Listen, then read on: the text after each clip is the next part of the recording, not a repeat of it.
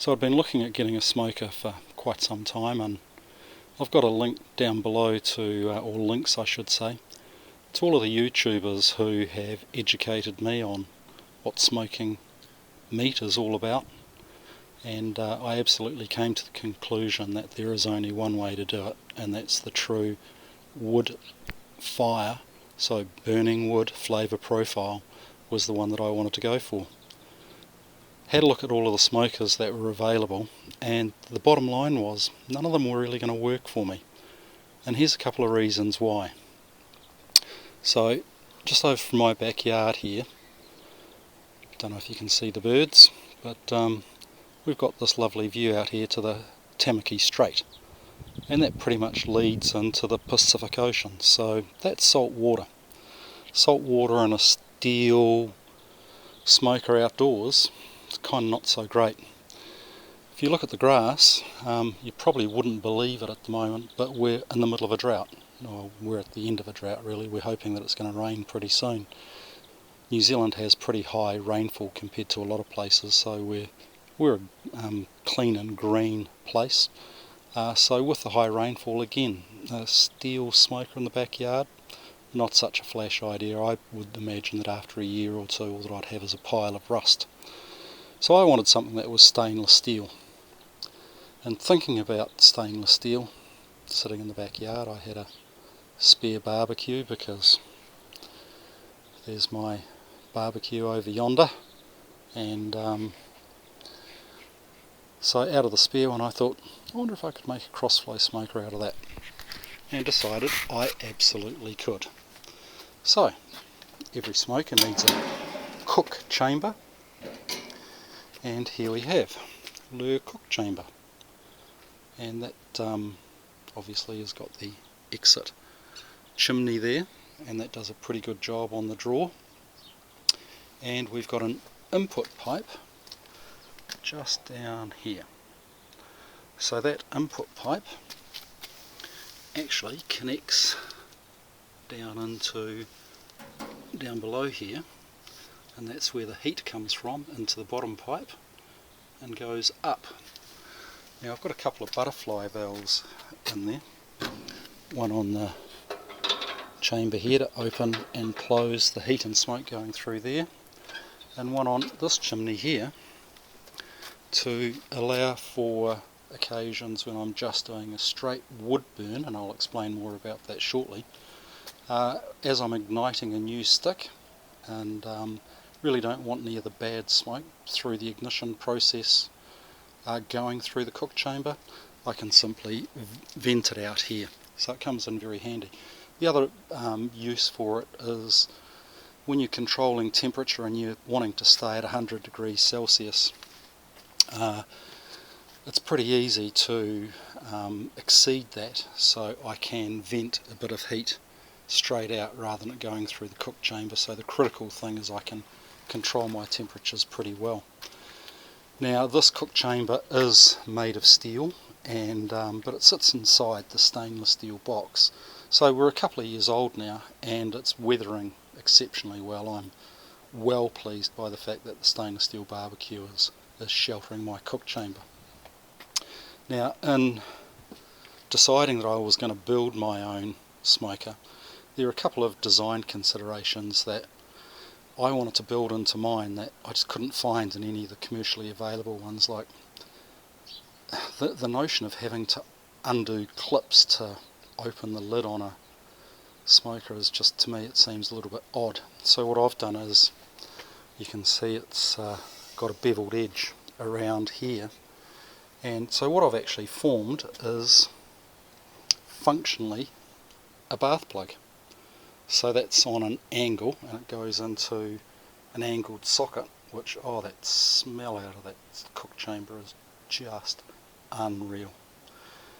The smell of smoky goodness, it's beautiful.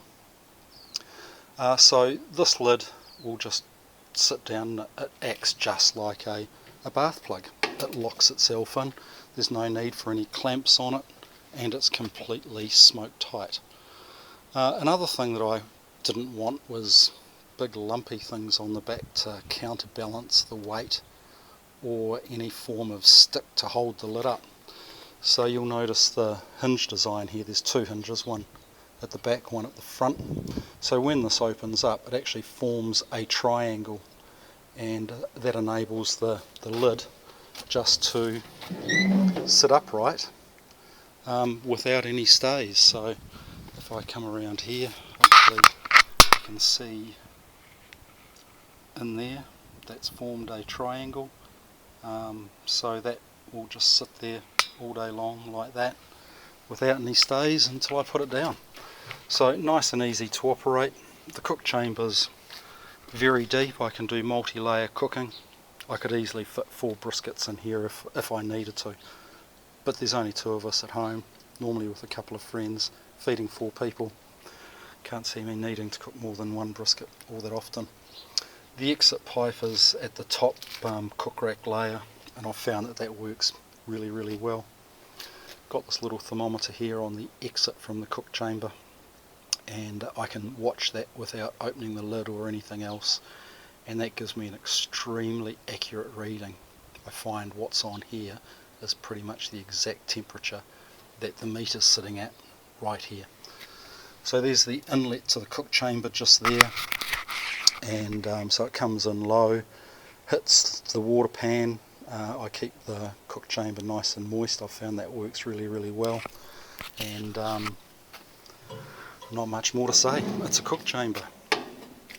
So then, how are we firing this guy up? Well, I sort of thought I need a firebox. As soon as I said those magic words, it occurred to me, why don't I just get a wood burner? Which is what I did. So I bought a second-hand wood burner off an auction site, and it cost me $2. Hardly been used. It's quite remarkable, really. So that's a very robust wood burner. The benefit is it's got a glass front door, so I can see what the flame's doing without affecting the airflow. I don't have to open anything to see what's going on. It's a beautiful thing. It's a nice thing to watch. Now, when I first fired this up, what I realised, being effectively a double skinned device with a wood burner, which are outrageously efficient to start off with, trying to get my temperatures down was pretty gosh damn hard. So I've got a pipe that goes in the side of the wood burner. It slots in over yonder, and that allows me to regulate the airflow to a degree, although you can't regulate too much because you don't want any bad smoke going through the cook chamber. But my preferred way of cooking now is, as you see, I've got a gas ring there. I fire that up from a propane bottle. I've got an adjustable regulator on it, so I've got infinite control over the flame height, and I just put my splits of wood directly on top of that upper grill. Get super great ignition because of the gas flame giving it the heat, plenty of oxygen getting in there, so I get a good clean ignition, and I've got infinite control over the heat and infinite control over the smoke, and that gives me a very easy way to smoke my meat, all from the comfort of watching it from right there. So it's a system that works really well. I've got the outlet pipe, I doubt that you'll see it up in there, going through. Now there is actually a 1-inch gap between the top of the wood burner and the bottom of the cook chamber, so I've kept them separate. I thought I'd do that because I was thinking I'd possibly need to insulate in between there, because simply the heat that comes from this, literally, even if I've got the heat going directly out of the initial exhaust pipe, I'm still sitting at 70 degrees C, so there's a lot of heat rising from that wood burner into the cook chamber. But by regulating the heat down there as I do with the gas, I can sit there all day long, 100 degrees C, smoking the brisket with a very nice smoky flavour being exhausted out through that smoke chamber there, out through that exhaust there. So the device works really well. I built the whole thing on top of a chassis, so I installed a chassis in there if you like. I've put adjustable screw base on it on both sides, because nobody's backyard is ever level. If I want to sit this thing out on the lawn, lawns are never really exactly level, so I've got great adjustability there, so that I can set it up pretty much anywhere. You may recognise that bracket on the side there. Yep, that's the bracket for a jockey wheel. So I've got a motorised jockey wheel that I can pop under that guy there, or pop into that guy there, and I've got a couple of big 14-inch pneumatic tyres on an axle that slot into that U-hole down there, that I can pop some wheels in there. Got my motorised jockey wheel there, just winch up the feet and away I go. I can tow it anywhere around the backyard, pop it into my van if I'm going to another venue to cook, and there it is. That is my smoker. I love building stuff. You may have noticed over here I'm in the process of building a new lid for my spa pool, and it's going to be a rigid lid, and I've got the hydraulic rams out of a wheelchair lift from a van that I'll be installing in there.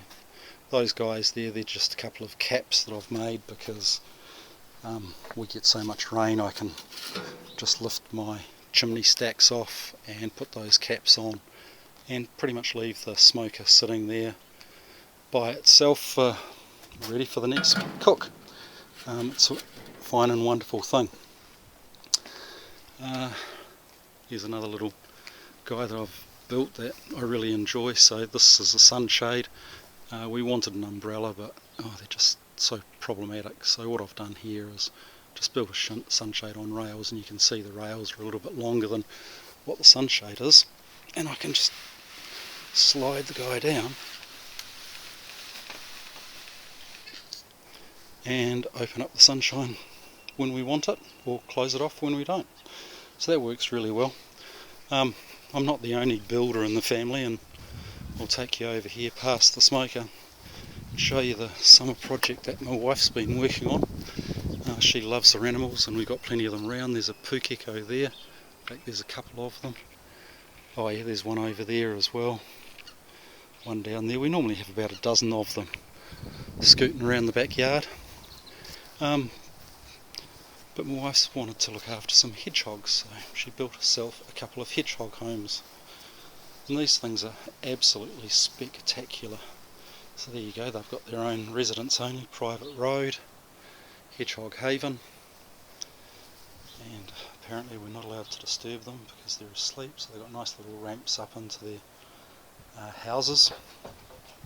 So that's actually, well, it was a plywood box that my wife Michelle has lined with cedar and asphalt shingles on top, posts underneath to keep it up out of the wet ground.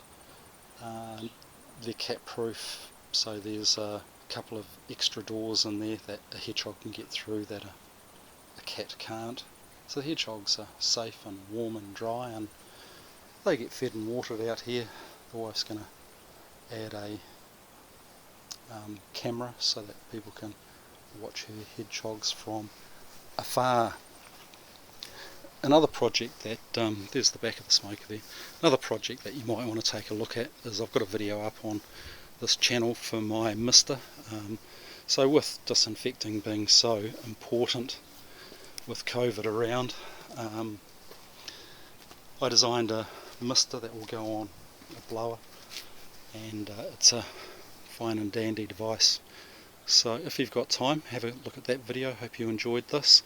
I'm thinking about putting plans up, as I have done for the mister, on my mrboomer.com website. The plans for the mister are $4.95 Kiwi, so that's a couple of bucks American. I could put plans up for this. If you're interested, throw in a comment. Cheers.